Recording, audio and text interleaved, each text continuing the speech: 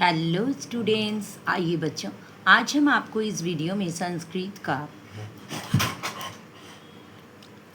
Class 6 Sanskrit chapter 3 doctor Rajendra Prasad इसका exercise work और question answer इस वीडियो में हम आपको देंगे। तो चलिए हम स्टार्ट करते हैं। एक पदेन उत्तरत, एक शब्द में उत्तर दीजिए। भारतस्य अनमोल रत्न का अस्ति, भारत के अनमोल रत्न कौन है? डॉक्टर राजेंद्र प्रसाद। डॉक्टर राजेंद्र प्रसाद।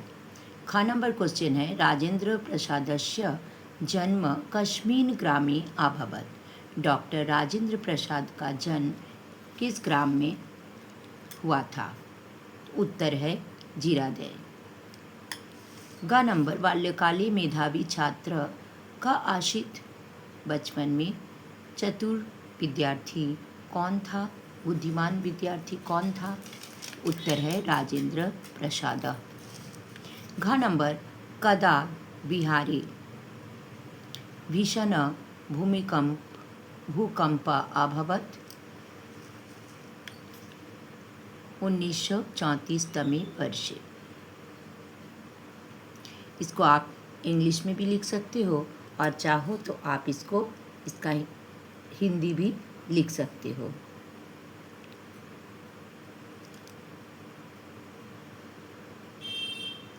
इस प्रकार से आप इसको हिंदी में भी लिख सकते हो। केन सह आंदोलनम प्रारंभवान। उत्तर है गांधी महोदय सह। किसके साथ उन्होंने आंदोलन शुरू किए थे? गांधी महोदय सह, मतलब गांधी महोदय के साथ। अब नेक्स्ट चलिए पूर्ण वाक्य में उत्तर दीजिए। का नंबर, डॉक्टर राजेंद्र प्रसादस्य जन्म कुत्र अभवत्। उत्तर है डॉक्टर राजेंद्र प्रसादस्य जन्म बिहार राज्यस्य सारण मंडले जीरादेय नामक ग्रामे अभवत्। यानी इसका हिंदी है, डॉक्टर राजेंद्र प्रसाद का जन्म कहाँ हुआ था? तो लिखेंगे डॉक्टर राजेंद्र प्रसाद का जन्म बिहार राज्य के सारण मंडले जीरादेय नामक ग्राम में अभवत, मतलब हुआ था। इसका संस्कृत का हिंदी मीनिंग बता दे रहे ताकि आपका जल्दी से लर्न हो जाए, लेकिन लिखना आपको संस्कृत में ही है।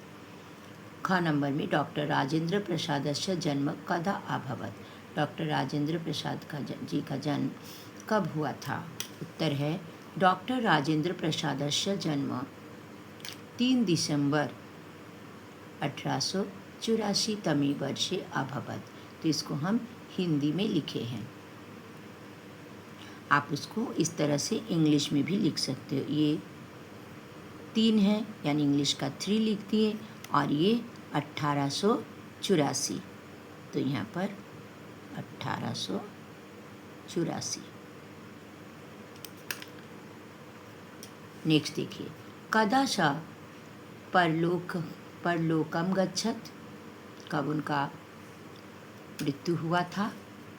उत्तर है 28 फरवरी 1936 तमे वर्षे सा परलोकम गच्छत। यहाँ पर देखिए ये कितना है, 2 और 8, 28। इसका इंग्लिश भी हम आपको दिखा दे रहे ताकि आपको दिक्कत नहीं होगी। 28 फरवरी, और ये है 1900, इंग्लिश में लिख दे रहे हैं 1936, 36 नहीं 63।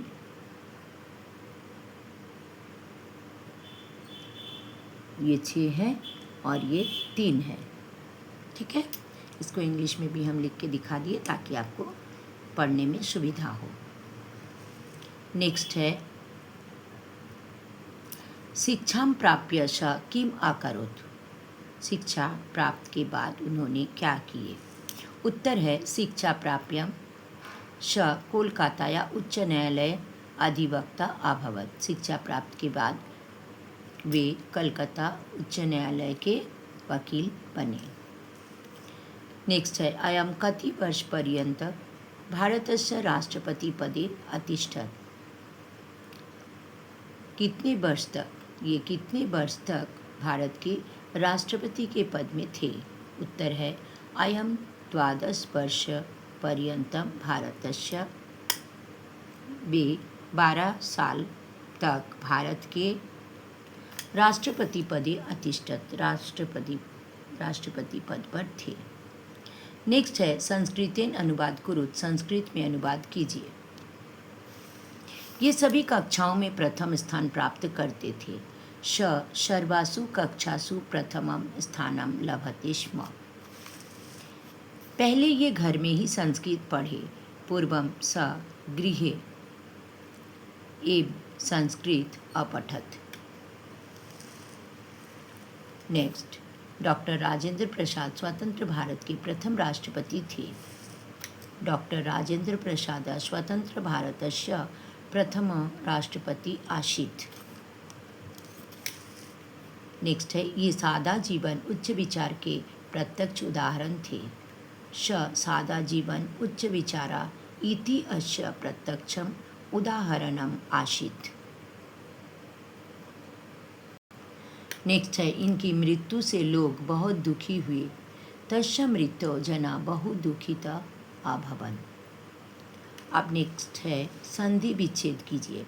सत्याग्रहम, सत्य जोड़ आग्रहम, स्वाध्याय, स्व जोड़ अध्याय, धनमपि, धनम जोड़ अपि, प्रत्यक्षम, प्रति जोड़ अक्षम, अत्यधिकम, अति जोड़ अधिकम, कार्यम तज्जत, कार्यम जोड़ अतज्जत। अब चलिए बच्चों, आपको बहुत ही इम्पोर्टेंट चीज़ पद परिचय, इसको करना हम सिखाएंगे। ठीक है, पद परिचय में देखिए ये सब दिया हुआ है, जो इसका आपको मूल शब्द लिखना है, उसके बाद इसका लिंग लिखना है, विभक्ति कौन सा विभक्ति है, और इसका वचन भी आपको लिखना है। तो इसके लिए बच्चों आपको क्या करना है, शब्द रूप को याद करना है, यानी पुल्लिंग शब्द का, स्त्रीलिंग शब्द का और नपुंसक लिंग का, तीनों का शब्द रूप एकदम कंठस्थ होना चाहिए, लन होना चाहिए, तभी आप पद परिचय कर पाओगे। जैसे मान लीजिए पुल्लिंग शब्द में आप बालक का शब्द रूप कर लिए, स्त्रीलिंग में आप बालिका का कर लिए, और नपुंसक में आप फल का शब्द रूप को लन कर लिए। अगर लन रहेगा तभी आप इसको कर पाओगे। तो सबसे पहले हम देखेंगे इसका मूल शब्द। तो भारतस्य, इसका मेन शब्द क्या है, भारत। तो यहाँ हम लिख दिए भारत। अब आपको देखना है कि ये कौन सा लिंग है। तो यहाँ पर हम लिखेंगे पुल्लिंग। कौन सा लिंग है बच्चों, पुल्लिंग।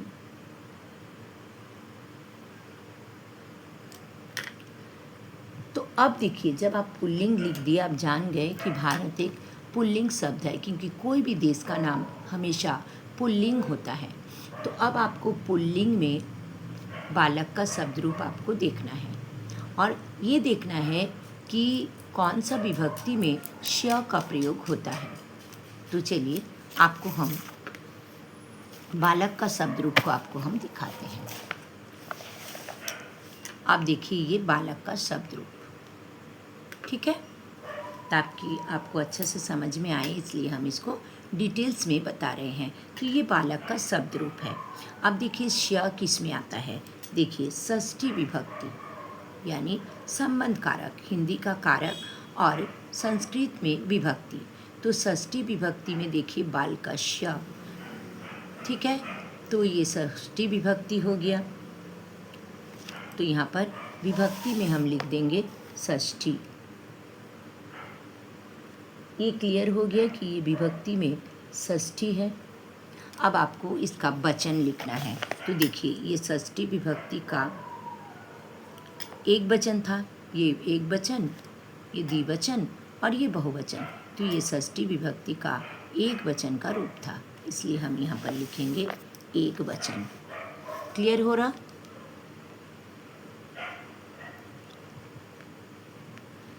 एक वचन। अब नेक्स्ट आते हैं हम शिक्षा या तो इसका मूल शब्द मतलब मेन वर्ड, इसका हो गया शिक्षा।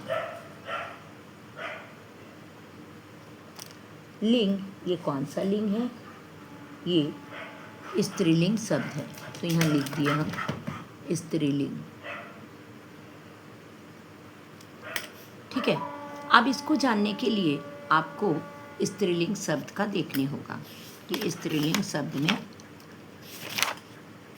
क्या होगा। तो यहाँ बालिका यानी बाला का शब्द रूप हम देखते हैं कि कहाँ पर य में आ की मात्रा आएगा, उसको पता चलेगा तभी हम इसका विभक्ति निकाल पाएंगे। तो देखिए, ये बाला यानी बालिका, लड़की का शब्द रूप है, बालिका का बाला। तो यहाँ पर देखिए शिक्षाया दिया है क्वेश्चन में, तो यहाँ पर है देखिए वालाया, वालाया यानी ये पंचमी विभक्ति का एक वचन है। तो यहाँ पर हम क्या लिख देंगे विभक्ति में? पंचमी, ये पंचमी विभक्ति का एक वचन। क्लियर? अब नेक्स्ट देखिए महोदय, तो ये हो जाएगा, इसका मूल शब्द हो जाएगा महोदय, महोदय। और लिंग क्या होगा? पुल्लिंग होगा महोदय।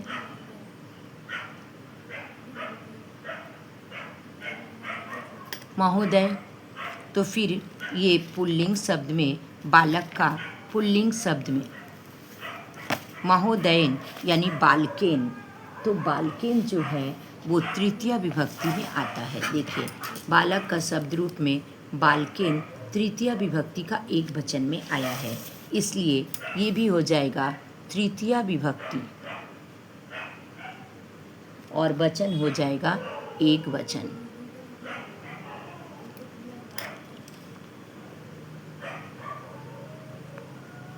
तृतीय विभक्ति का एक वचन।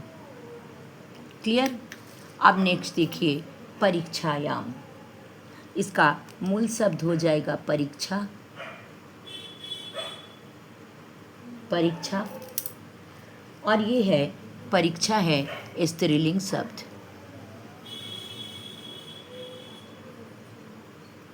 स्त्रीलिंग शब्द। अब स्त्रीलिंग शब्द में बालिका में यहाँ पर आप देखिए बालिका स्त्रीलिंग शब्द रूप में सप्तमी विभक्ति में आया है बालायाम, यानी सप्तमी विभक्ति का एक वचन हो जाएगा परीक्षायाम। तो यहाँ पर हम लिख देंगे विभक्ति में सप्तमी, सप्तमी और एक वचन। क्लियर हो गया? नेक्स्ट देखिए आंदोलन, आंदोलने, तो यहाँ पर मूल शब्द हो जाएगा आंदोलन,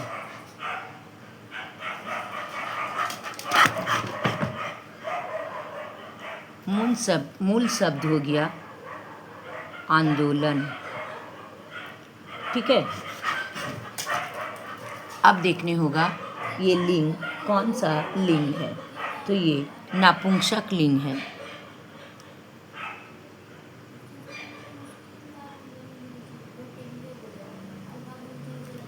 ये नपुंसक लिंग है। ठीक है, अब आपको नपुंसक लिंग में देखना है, तो इसके लिए आपको दिखा रहे हैं हम जल का नपुंसक लिंग। तो यहाँ पर आंदोलने हैं और यहाँ पर देखिए जले, यानी ये सप्तमी विभक्ति का एक वचन होगा। तो यहाँ हम लिख देंगे सप्तमी विभक्ति एक वचन।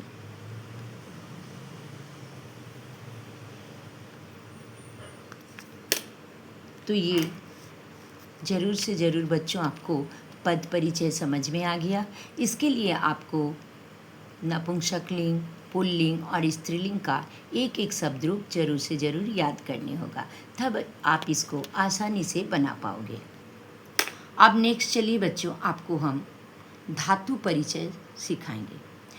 तो इसके आगे हम पद परिचय सिखाएं, तो जब पद परिचय आप करोगे तो आपको शब्द रूप लर्न करना है, और जब आपको धातु परिचय करना है तो आपको धातु रूप लर्न करना है। तो इसमें आपको क्या करना है, धातु लिखना है लकार, यानी लकार का मतलब क्या होता है, काल। संस्कृत में लकार और हिंदी में काल, और फिर पुरुष और वचन लिखना है। तो आशित, आशित इसका धातु क्या होता है, अश, धातु होगा अश। ठीक है, अब चलिए हम अश धातु का देखते हैं, आशित कौन सा लकार में आता है। तो बच्चों देखिए, यहाँ पर अश धातु को हम लिए हैं, तो आशित आप देख सकते हो यहाँ आशित। तो आशित क्या है, लंग लकार है, यानी भूतकाल। लंग लकार प्रथम पुरुष, पुरुष में क्या होगा, प्रथम पुरुष, और वचन में होगा एक वचन। तो ज़रूर से ज़रूर बच्चों आपको समझ में आ जा रहा है कि ये लकार है, लंग लकार, प्रथम पुरुष, एक वचन। तो लकार में आप क्या लिखोगे, लंग लकार।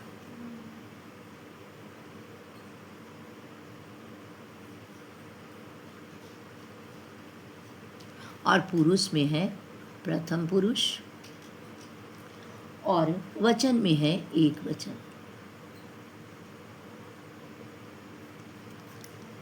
क्लियर हुआ। अब नेक्स्ट देखिए, गमिष्यामि, गमिष्यामि। तो बच्चों इसका धातु क्या होगा, गम हो जाएगा, गम धातु है।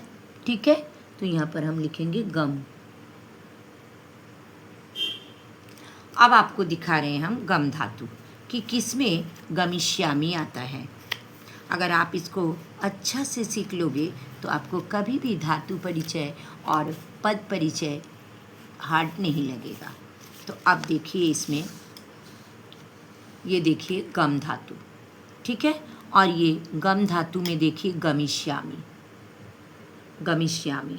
तो किस में है गमिष्यामि, कौन सा लकार, लीट लकार, यानी हिंदी में भविष्यत काल, और पुरुष है उत्तम पुरुष, और वचन है एक वचन। तो चलिए हम इसमें लिख लेते हैं, ये गम धातु हो गया, और लकार हो गया लीट लकार, लीट लकार। और ये कौन सा पुरुष है, इसका पुरुष है उत्तम पुरुष, उत्तम पुरुष है, और एक वचन।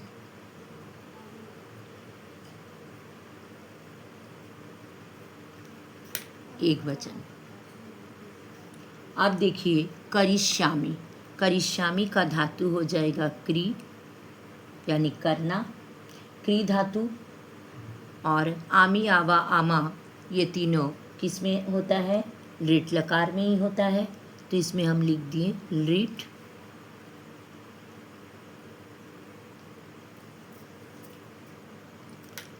और मी, आमी, यानी उत्तम पुरुष, आमी, आबा, आमा, तो ये भी किस में हो जाएगा, उत्तम पुरुष में ही आएगा। उत्तम पुरुष का, और ये हो जाएगा आमी, आबा, आमा, बहुवचन।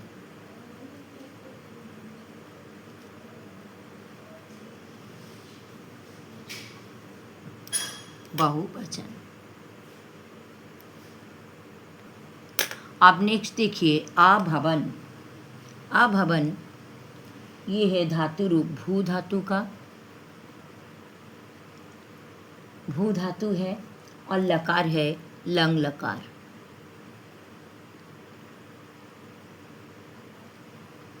लंग लकार प्रथम पुरुष, और वचन है बहुवचन।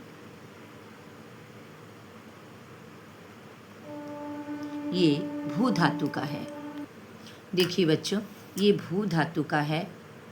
भू धातु का लंग लकार में देखिए आभवन, भू धातु आभवन, यानी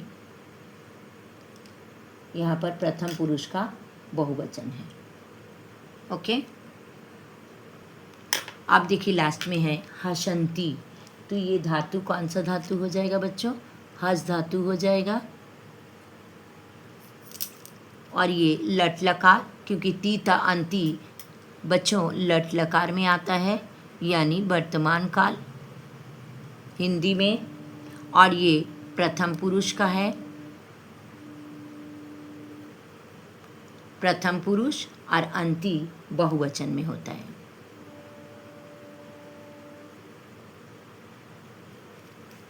तो बच्चों इसी प्रकार से धातु परिचय किया जाता है। तो आप जब धातु रूपलन करोगे तब आपका ये धातु परिचय हो जाएगा। तो बच्चों अगर आपको ये वीडियो अच्छा लगा लाइक कीजिएगा, अपने दोस्तों को भी शेयर कीजिएगा ताकि आपके दोस्त भी सीख सके, क्योंकि ये पद परिचय और धातु परिचय आपके एग्ज़ाम के लिए बहुत ही इम्पॉर्टेंट है। और बच्चों अगर आपको और भी कोई वीडियो चाहिए तो आप मेरे कमेंट बॉक्स में लिख सकते हो, मैं आपका हेल्प करने का पूरा कोशिश करूँगी। तो बच्चों आपने अभी तक अगर मेरा चैनल को सब्सक्राइब नहीं किए हैं तो प्लीज़ सब्सक्राइब कर दीजिएगा। कमेंट करके बताइएगा कि ये वीडियो आपको कैसा लगा। तो फिर मिलेंगे नेक्स्ट वीडियो में। Thank you so much, bye bye.